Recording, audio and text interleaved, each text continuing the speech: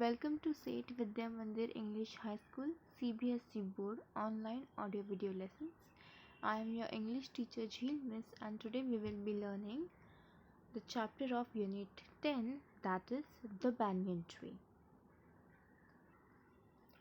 As learned in Unit 9's chapter the desert animals, we had read about mongoose, right? That mongoose can fight and kill a snake.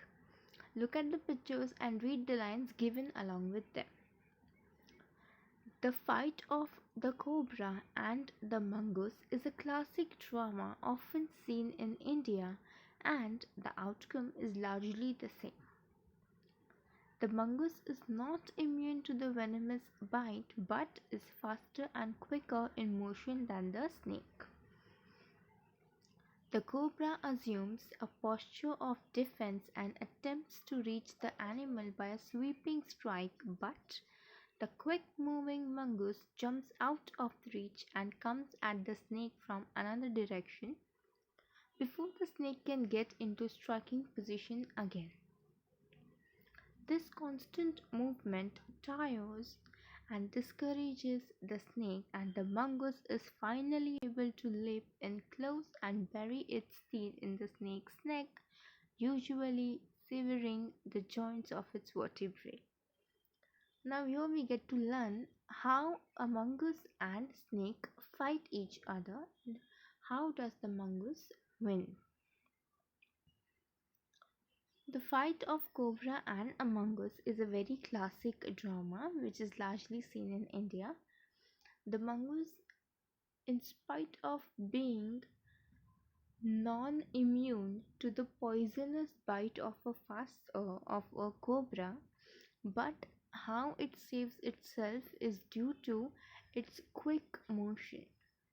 The cobra, he assumes a posture of defense, as you can see in the picture, and the cobra tries to strike the mongoose, but the mongoose is so fast that it changes its directions, and before the snake can get to him, he defenses himself, and after multiple failed attempts of the cobra, eventually the cobra gets tired, and when mongoose realizes that the cobra is tired, what he does is he leaps in close, means he gets close to the cobra, and then he bites the cobra on the neck, which severely damages the joints of its vertebrae. You must have seen a banyan tree. This is a story about what the author saw as a young boy when he was sitting in an old banyan tree in his grandfather's house. Part 1. Though the house and grounds belonged to my grandparents, the magnificent old banyan tree was mine, chiefly because grandfather at 65 could no longer climb it. Over here we see that author says that although the house belongs to his grandparents, but the banyan tree, which is huge, which is magnificent, belongs to me because my grandfather cannot climb on it. Its spreading branches, which hung to the ground and took root again, forming a number of twisting passages, gave me endless pleasure. If you have ever seen an old banyan tree, you see that the roots, they start growing from the branches and they again try to penetrate to the ground, right? Some people also make a swing of those roots. Among them were squirrels and snails and butterflies. The tree was older than the house, older than grandfather, as old as Dehradun itself. The author says that the banyan tree is very old. It is old than the house he is living in. The tree is older than his grandfather and maybe also older than the place Dehradun itself. I could hide myself in its branches, behind thick green leaves, and spy on the world below. What the author does is he hides himself in the branches of the tree and then he spies. Spies means he secretly looks, he secretly watches people. My first friend was a small grey squirrel arching his back and sniffing into the air. He seemed at first to resent my invasion of his privacy. So, the author's first friend was a squirrel. The squirrel used to sniff. Sniff means to smell in the air, and it looked like the squirrel did not like that the author has invaded his privacy. But when he found that I did not arm myself with catapult or air gun, he became friendly, and when I started bringing him pieces of cake and biscuit, he grew quite bold and was soon taking morsels from hand. Over here we see that the squirrel, when he saw that the author has nothing against to harm him, he is very friendly.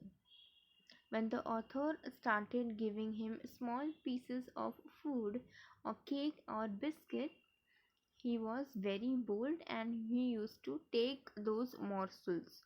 Morsels means small pieces of food from the author's hand.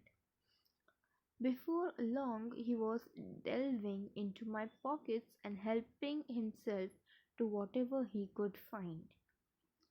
Delving means to go into. The squirrel used to go into the author's pockets and he used to search for food in there. He was a very young squirrel, and his friends and relatives probably thought him foolish and headstrong for trusting a human.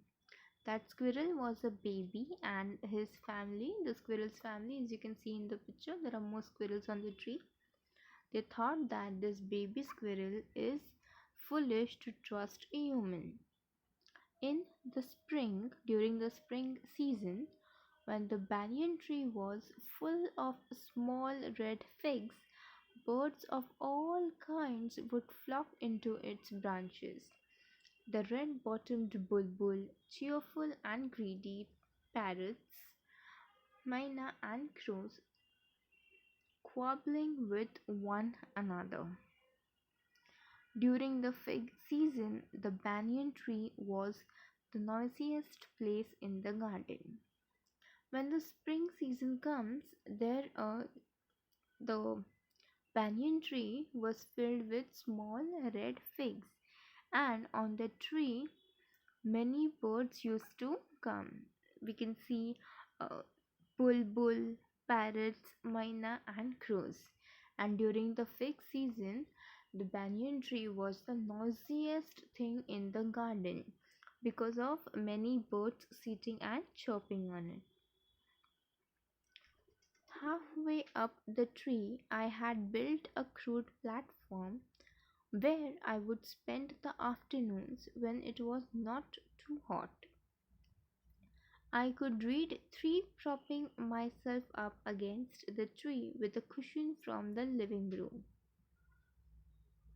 Treasure Island, Huckleberry Finn, and the story of Dr. Dolittle were some of the books that made up my banyan tree library. Now, halfway up the tree, that is the mid part of the tree, the author had built himself a little place where it wasn't too hot for him to sit. What he used to do there, he used to lay there relentlessly and he used to read books such as Treasure Island, Huckleberry Finn, and the story of Dr. Dolittle. When I did not feel like reading, I could look down through the leaves at the world below.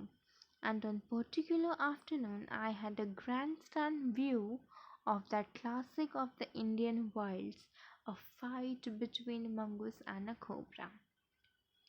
When the author was high up there in the tree, and when he didn't feel like reading or he wanted to take a break, what he used to do is he used to wander around what's going in the surroundings. And one afternoon, he saw a mongoose and a cobra fight with one another. The warm breezes of approaching summer had sent everyone, including the gardener, into the house. As the sun was too hot, everyone, including the gardener, were in the house. No one was out there. I was feeling drowsy myself, wondering if I should go to the pond and have a swim with Ramu and the buffaloes, where I saw a huge black cobra gliding out of a clump of cactus. At the same time, a mongoose emerged from the bushes and went straight for the cobra. On that afternoon, everyone was out, and the author, he also wasn't in the mood to sit on the tree, so he decided to have a swim with his friend and his buffaloes.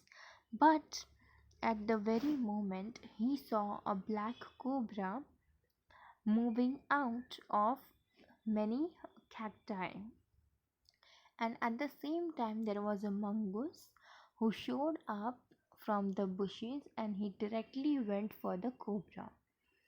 In a clearing beneath the banyan tree in bright sunshine, they came face to face. The cobra knew only too well that the grey mongoose, 3 feet long, was a superb fighter, clever and aggressive. But the cobra too was a skillful and experienced fighter. He could move swiftly and strike with the speed of light, and the sacs behind his long sharp fangs were full of deadly poison. It was to be a battle of champions. Over here, the author describes how the cobra and the squirrel must have felt. The squirrel is very aggressive, clever, and a superb fighter, whereas the cobra, it is very skillful and experienced fighter. The cobra can move swiftly, and it can strike the mongoose with a very fast speed, and the sacs behind his fangs were full of poison.